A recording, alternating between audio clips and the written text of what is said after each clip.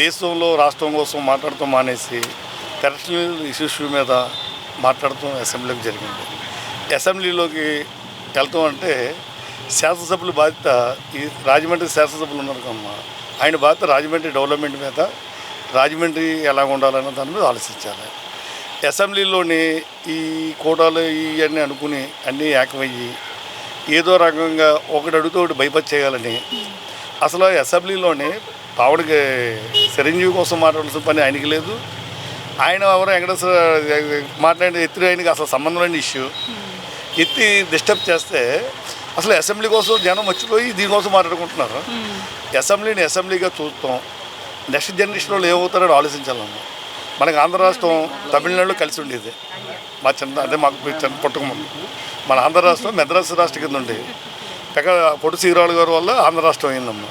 First గుంట పెకాసమంతులు గారు chief minister చేశారు మన ఆంధ్రాకి.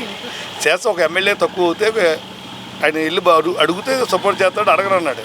తుమ్మితే ఊడిపో ముక్కు ఎంతకాలం ఉంటుంది మన దగ్గర అని పెకాసమంతులు గారు అని చీఫ్ మినిస్టర్ని వదిలేసి వచ్చారు. ఆయన అంటే లీడర్స్ అంటే వాళ్ళు పెకాసం బ్యారేజ్ కోసం చాలా కష్టపడి పెకాసం బ్యారేజ్ విజయవాడలో కట్టాడు.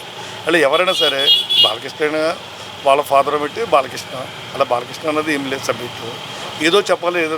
అసెంబ్లీకి వెళ్ళినప్పుడు మాత్రం ఏళ్ళు గరాలన్నీ పక్కన పెట్టుకుని పేద పేదలు ఎలా బతుకుతున్నారు, కింద వర్గం వాళ్ళు ఎలా ఉన్నారు.